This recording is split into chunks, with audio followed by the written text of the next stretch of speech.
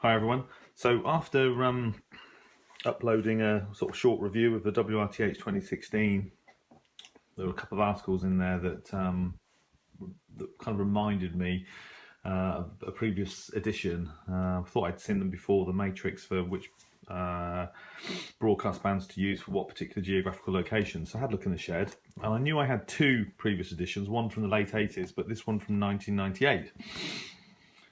Now I bought this when I bought a Sony 7600G, so this is what, 18 years old.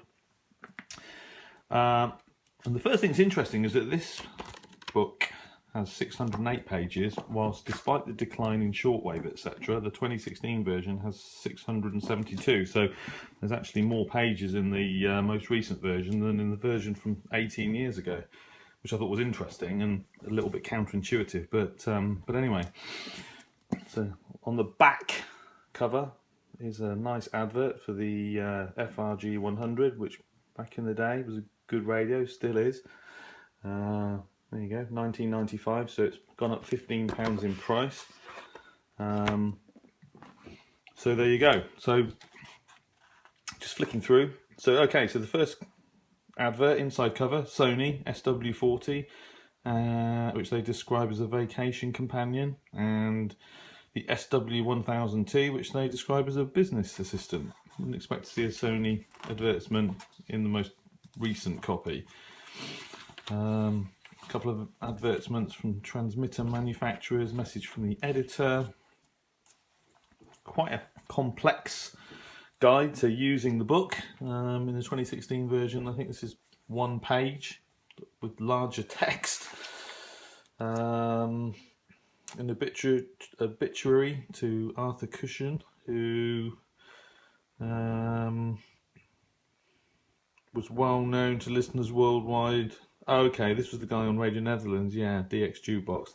Okay, so he passed away in '97.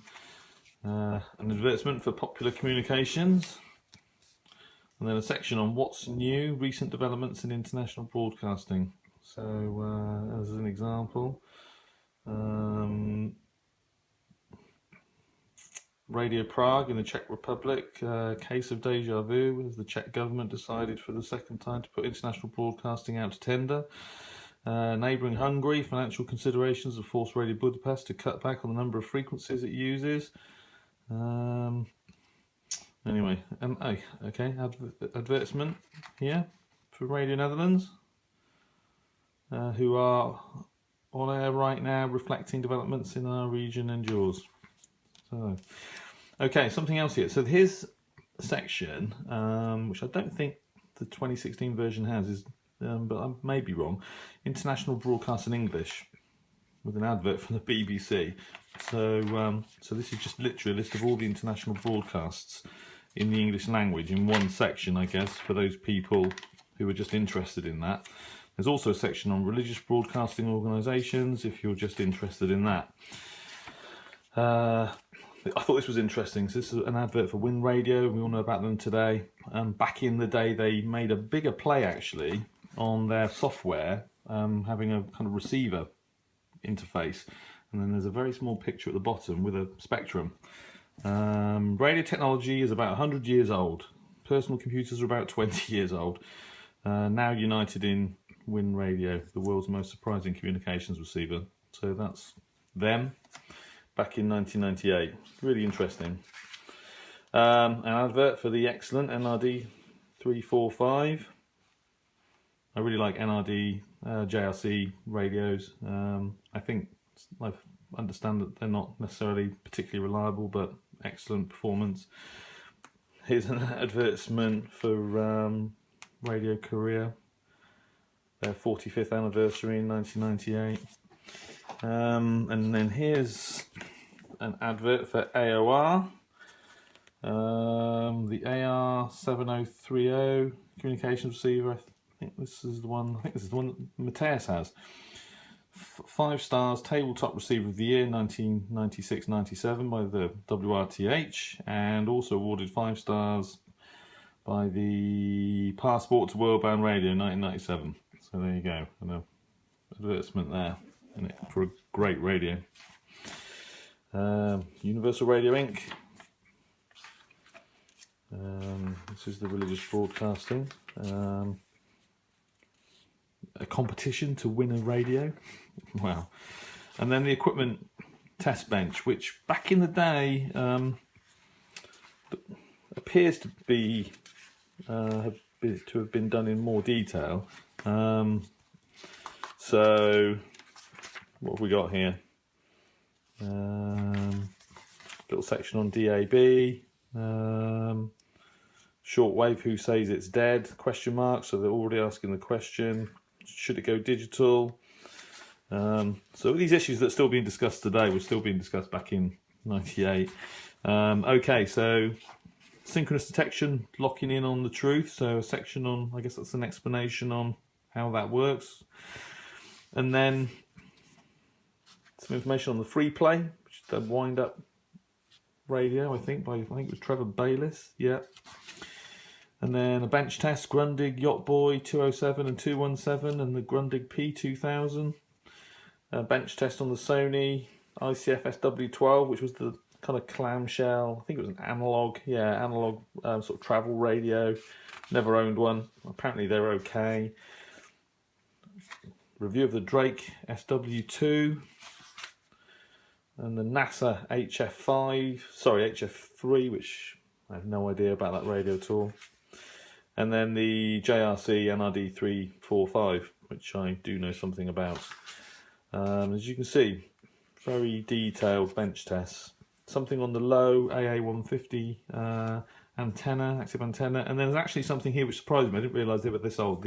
There's a loop antenna trial, the Wellbrook ALA 1530. Which, as you know, I bought one in November, and here's a trial from back in 1998, which I wasn't expecting to see. Interesting. Then there's a matrix with a bench test of various receivers, similar to the 2016 edition.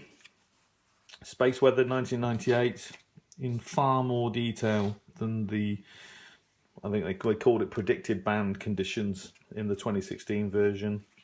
Much more detail 18 years ago. And then there's the abbreviations and symbols used in the book, a world timetable, list of ITU country codes. Okay, separate section on broadcast reception conditions expected during 1998. I think in the 2016 version that was 1 page. It's much more detailed back in 1998. Table of the most suitable megahertz broadcasting bands 1998, again with maps. Okay, that's the same matrix that they have in 2016, but as you can see, it's all done in far more detail. And then the actual information is split. So world radio, so they start with Europe, and I think there's a map. There is. And then it just goes by continents, basically. So it starts with Europe and then moves on to Africa, through Asia, Central America, South America, etc., etc. So that's basically similar to 2016. And then there's a section on television. And then there's a section on medium wave, Europe, Africa, Near and Middle East. And then it splits geographically, so medium wave, East Asia and Pacific, North America, etc., etc., South America. And then a list of shortwave stations of the world by frequency. And then a list of international broadcasters by country in alphabetical order. So there you go. So some similarities over the last 18 years, but some major differences as well. I just thought, for me, it's really interesting. It was almost more interesting to look back at this book because it's 18 years old. But again, there's still some similarities. A lot of the issues that were being talked about today were still being, were being discussed, nearly 2 decades ago. So I just thought that it would be interesting to have a look at an earlier version. And if I find my version from the late 80s, obviously just before the Berlin Wall came down. That would be even more. That would probably be even more interesting. If I can find it, I'll review that as well. But I thought for the Christmas holidays that would be an interesting sort of trip down memory lane, and I hope you enjoyed it. Okay, thanks for watching.